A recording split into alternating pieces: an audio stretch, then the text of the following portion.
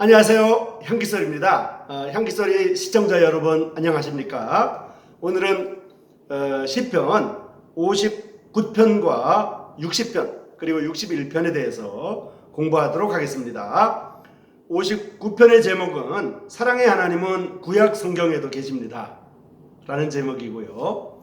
60편의 제목은 진리의 깃발을 쳐다보는 사람들, 이 제목입니다.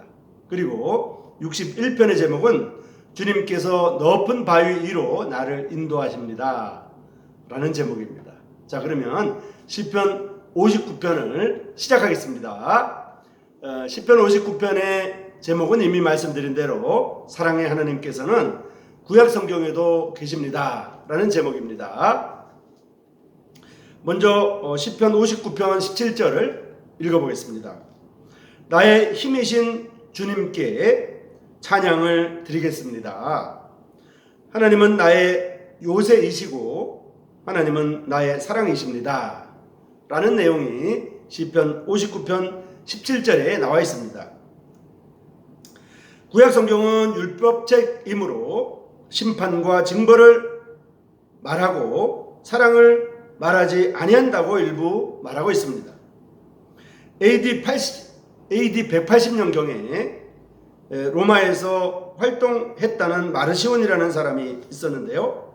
이 사람은 구약을 이렇게만 보고 구약 성경을 정경으로 넣고 있으면 잘못이라고 했습니다.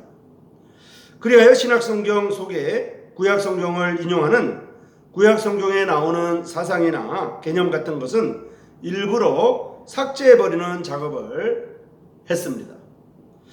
이것이 소위 마르시온주의라고 합니다. 그런데 이것은 구약 성경을 바로 읽지 못하고 오해한 것입니다. 구약 성경에도 하나님의 사랑에 대한 기록이 결코 적지 아니합니다.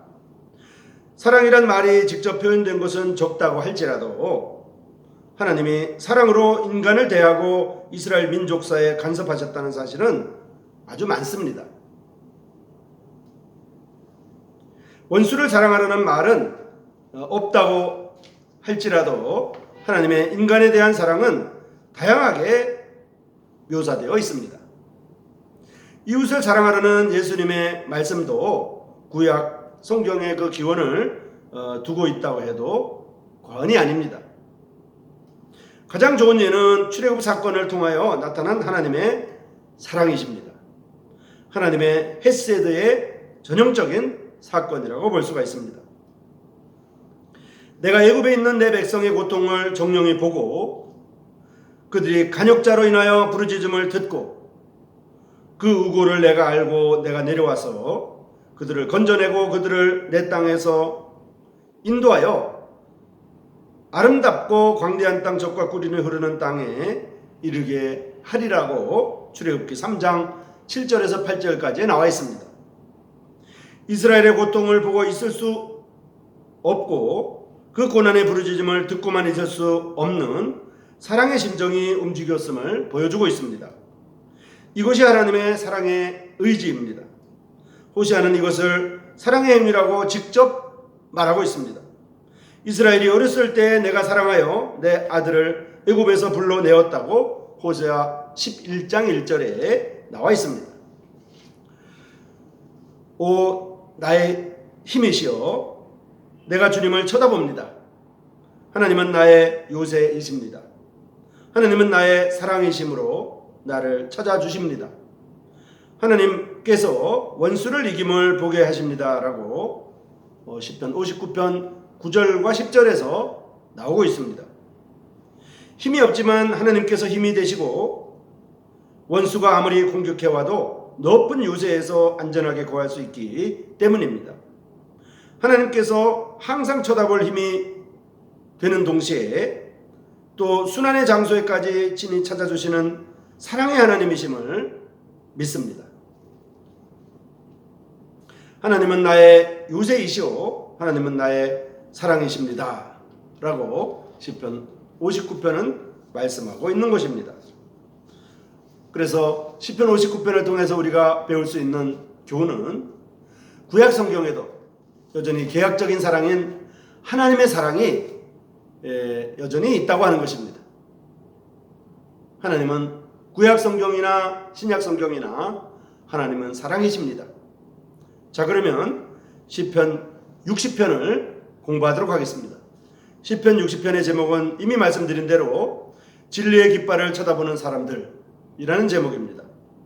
주님을 두려워하는 사람들에게 진리를 알리는 깃발을 달게 하셨나이다 라고 시편 60편 4절에 나와 있습니다.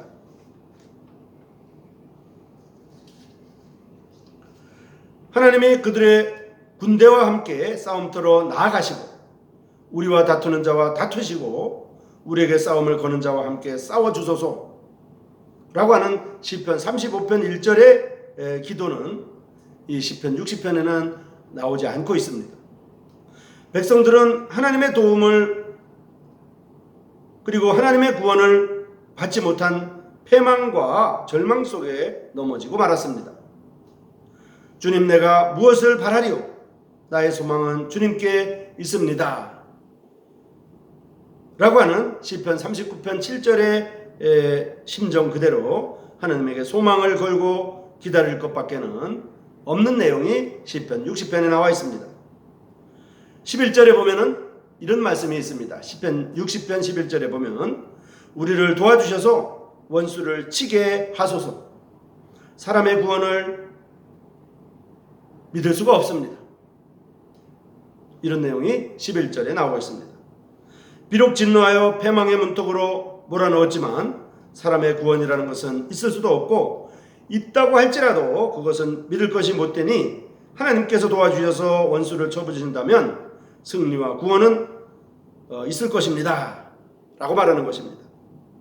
이런 내용을 믿고 거룩한 전쟁에서 보여주신 대로 하나님의 능력 있는 간섭을 해달라고 애원하고 있습니다. 하나님과 이스라엘과의 사랑의 계약 관계를 회상하면서 그 계약의 사랑에서 공경에 빠진 상황을 긍휼히 여겨달라고 간구하고 있습니다. 당한 현실은 하나님에게 버림을 받았고 하나님의 진노를 받아 독주를 마시고 넘어지고 다시 설 수 없는 상태에 빠졌지만은 그래도 계약의 사랑에 호소하고 있는 것입니다. 하나님은 분명히 그들에게 다른 민족보다 사랑하신다고 말씀하셨습니다. 사랑의 관계를 맺어주신 하나님의 백성인데 어떻게 멸망시킬 수 있느냐 하는 일방적인 생각이기도 하겠지만 하나님의 계약의 파트너인 이스라엘은 그 절망 속에서 마지막 소원으로 하나님의 긍휼을 애원할 수가 있었던 것입니다. 적군에게 패망을 당할 위기에 처했지만은 그 적군보다도 더 무서워하는 하나님을 고백하고 있는 것입니다. 하나님을 두려워하는 자는 어떤 인간도 그를 해치지 못한다고 나와 있습니다. 이런 확신이 있기에 하나님은 그를 두려워하는 자에게는 구원을 베푸신다는 것이 이스라엘 조상으로부터 물려받은 그러한 진리라고 할 수가 있습니다. 하나님은 그 사랑하시는 사람들을 모든 위험에서 건져 보호하신다는 것이 진리인 것을 외치고 있습니다. 민족적 순환 때에 그 민족이 다 쳐다볼 수 있도록 진리의 깃발을 높이 달아주어 승리와 구원을 확신케 하는 것은 당연한 일이 아닐 수가 없습니다. 진리의 깃발을 보는 사람은 모두 용기와 인내를 가지고 그 싸움을 용감하게 싸울 수 있기 때문입니다. 깃발은 병사들이 항상 쳐다봐야만 합니다. 깃발이 안전하게 펄럭일 때에 용기와 희망과 그리고 힘을 낼 수가 있는 것입니다. 하나님을 믿고 의지하는 그러한 사람들에게는 진리의 깃발을 달아주십니다. 이 깃발을 쳐다보고 올바른 길을 가고 힘과 용기를 내어야만 합니다. 시편 60편에서는 진리의 깃발을 쳐다보는 사람들에 대해서 말씀을 공부했습니다. 우리는 어떠한 어려움과 어떠한 힘든 일이 있다고 할지라도 계약적인 사랑을 약속하신 하나님의 그 큰 사랑을 믿고 늘 승리의 깃발을 향해서 그 하나님의 사랑의 깃발을 쳐다보고 그 진리의 깃발을 쳐다보고 승리하는 삶을 살아야 되겠습니다. 자, 그러면 시편 61편을 공부하도록 하겠습니다. 시편 61편은 이미 말씀드린 대로 주님께서 높은 바위 위에 나를 인도하십니다 라는 제목입니다. 먼저 시편 61편 2절을 읽어보겠습니다. 비록 땅 끝에 있어 내 마음이 갈팡질팡해도 나는 주님께 부르짖습니다. 나를 수없는 저 높은 바위로 주님께서는 나를 인도하십니다 라는 내용이 시편 61편 2절에 나와 있습니다. 하나님의 성전에서 멀리 떠나 이방 사람의 땅 또는 예루살렘 성소에서 멀리 떨어진 곳에서 어떤 순환을 당하고 있음을 보여주고 있습니다. 땅 끝의 지리적 위치는 말할 수 없지만은 고국을 떠나 이방 사람의 땅에 거하는 것만은 확실해 보입니다. 하나님께 대한 진심을 가진 사람은 어떤 곳이든지 또 그 거리가 얼마나 먼 곳이든지 사실은 상관이 없습니다. 하나님께서는 피난처요 견고한 성루요 안전하게 인도하시는 그러한 분이시기 때문입니다. 오를 수 없는 저 높은 바위로 나를 인도하신다고 표현하고 있습니다. 자연물 중에서 가장 튼튼하다고 생각되고 가장 든든한 바위에로 가서 그것으로 하나님이 주시는 안전을 상징하는 것으로 생각하고 있습니다. 팔레스타인의 바위들은 너구리와 같은 짐승의 피난처만 되는 것이 아니라 순환 중에 있는 사람의 피난처가 되었습니다. 역사적 인물들이 그 신변의 위험을 당하여 돌바위 굴 속에 피신한 사실들이 이스라엘 신앙인들에게는 많이 경험되고 익히 알고 있는 사실이었습니다. 그래서 바위는 안전한 곳이라는 인상을 가지게 되었고요. 특히 셀라라고 구약성경에 나와 있는 그 셀라라는 말은 높은 지대에 있는 바위로서 사람의 손이 닿을 수 없는 안전한 장소라고 하는 것을 우리가 참고할 필요가 있습니다. 그러니까 그 셀라라고 하는 시편에 많이 나오는 셀라라고 하는 말은 높은 지대에 있는 바위라는 그런 뜻입니다. 안전이라는 뜻이죠. 너구리와 토끼처럼 바위 위에 또는 그 바위 굴 속에 숨어서 안전하다는 생각보다는 하나님이 친히 순환자와 함께 하신다는 것은 그에게 하나님의 바위도 되고 피난처도 되신다는 뜻입니다. 동물들의 피난처가 되는 바위처럼 주님은 고난당하는 사람의 안전한 바위가 되신다는 말입니다.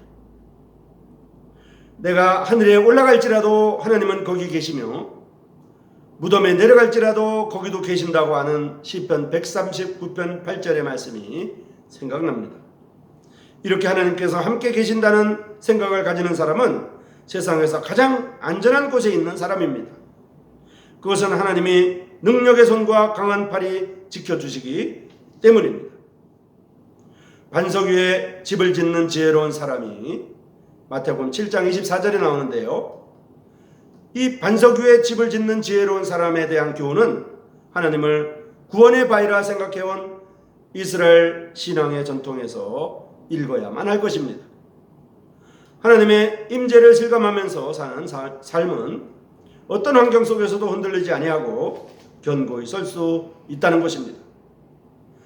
마태복음 16장에 보면 내 교회를 이 반석 위에 세운다 하신 말씀도 인간들의 조직이나 그 지혜로 움직이는 교회가 아니라 하나님이 친히 임재하시는 교회가 되어야 함을 가르치고 있습니다. 시편 61편은 주님께서 높은 바위 위로 나를 인도하신다는 제목으로 말씀을 공부했습니다.